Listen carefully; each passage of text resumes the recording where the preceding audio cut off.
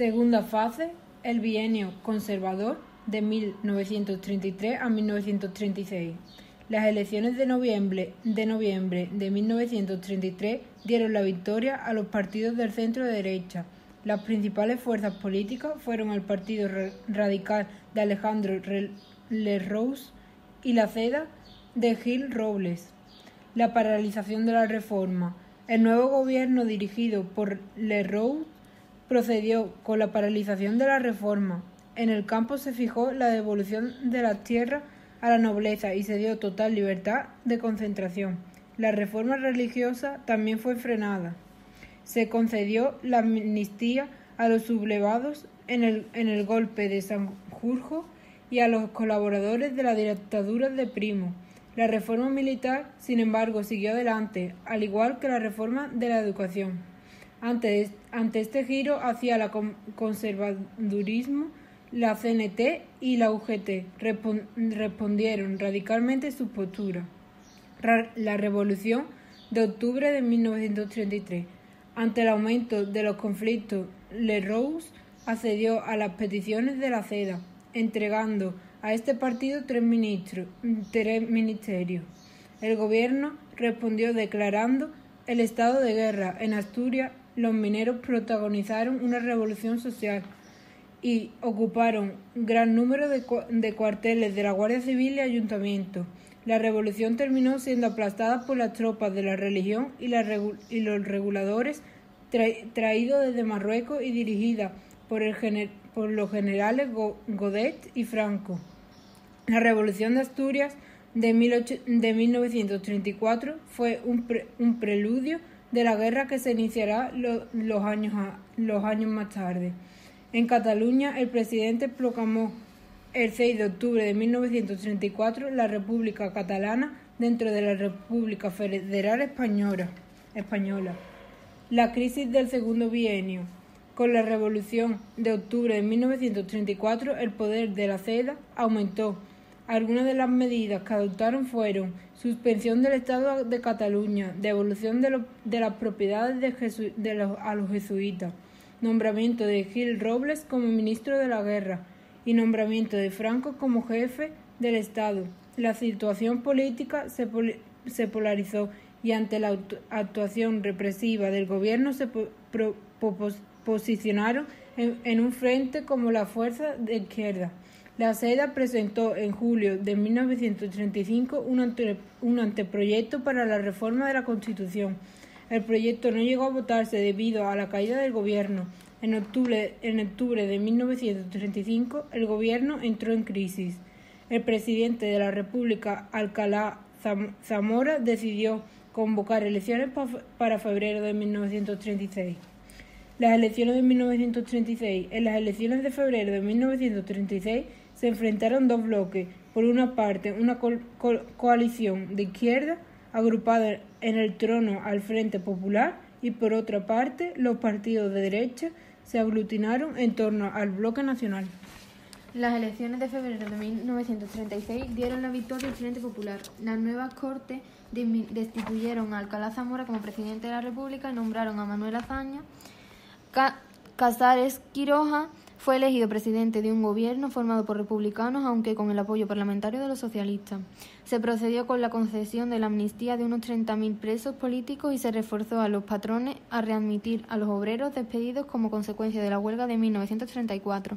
Se permitió el restablecimiento del gobierno de la Generalitat y se iniciaron los negocios para la aprobación de un estatuto para el País Vasco y para Cataluña. Las reformas de 1931 fueron reemprendidas.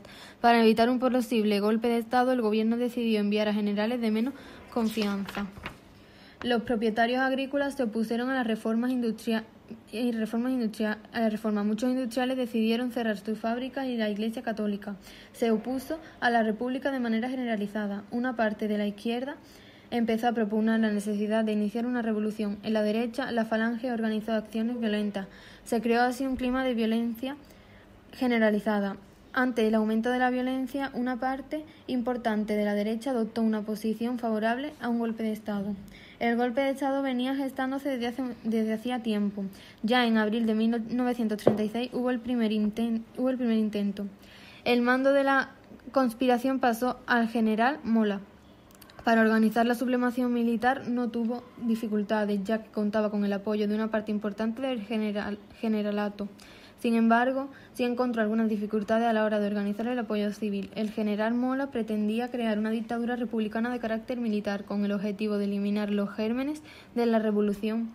Las posturas de los distintos apoyos al golpe eran muy diversas. Los carlistas también defendían la monarquía tradicional. La jefatura suprema del golpe se reservó al general Sanjurjo. El plan consistía en conseguir un máximo número de cuarteles se pronunciaran por toda España, considerándose claves para el triunfo de Madrid y Barcelona.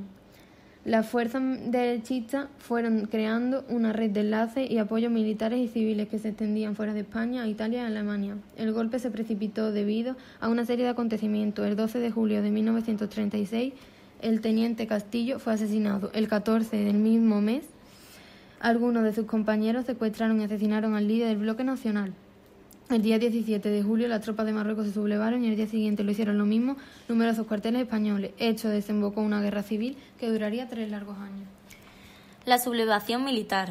Altos mandos del ejército, disconformes con el rumbo político que estaba siguiendo la República, comenzaron a urdir una trama golpista que terminó conduciendo al levantamiento de las guarniciones militares españolas de Marruecos el 17 de julio de 1936. A comienzos de ese mismo mes, el teniente Castillo de la Guardia de Asalto fue asesinado por un grupo de ultraderecha. En respuesta a este atentado, miembros de la Guardia de Asalto secuestraron y asesinaron al líder del bloque nacional, Calvo Sotelo, conocido por sus actitudes antidemocráticas y antiparlamentarias. La sublevación comenzó siendo un movimiento de carácter fundamental militar. Entre los principales organizadores de la trama encontramos aspiraciones políticas como Mola, Godet, Sanjurjo, Franco, Varela, Orgaz, Queipo de Llano, Saliquet o Fanjul. Algunos eran carlistas, partidarios de la instauración de una monarquía tradicionalista. Otros defendían la restauración alfonsina. Otros aspiraban a instaurar un régimen totalitario de corte fascista. Incluso había defensores de la República que lo que pretendían era derribar el gobierno del Frente Popular e imponer orden. Al fracasar la insurrección militar, dio comienzo la guerra civil. El principal organizador de la sublevación, el general Mola, pretendía instaurar una dictadura que garantizaría el orden y volver de nuevo a la legalidad constitucional. Para hacer triunfar el golpe necesitaban ser secundados por el mayor número de guarniciones militares posible. El gobierno había tenido cuidado de establecer en aquellas zonas cuyo control era fundamental para la estabilidad del régimen mandos militares de reconocida fidelidad a la República y había mandado a zonas periféricas a aquellos militares que le inspiraban menos confianza, como Franco. El general Franco, que no decidió incorporarse a la conspiración hasta el último momento, después del asesinato de Calvo Sotelo, se desplazó en un avión a Dragon Rapid, desde el archipiélago canario a Tetuán, donde llegó el 19 de julio de 1936, poniéndose al frente de los ejércitos sublevados. Durante los primeros días después del alzamiento, los sublevados consiguieron imponerse en ciudades como Cádiz, Sevilla, Córdoba y Granada, y en amplias zonas de Galicia, Castilla y León, Navarra, País Vasco y Aragón, así como en los archipiélagos Balear y Canario. El 20 de julio de 1936, los rebeldes sufrieron un importante revés al perder a su líder, el general Sanjurjo, que falleció en un accidente aéreo cuando regresaba del exilio para ponerse al frente de los sublevados.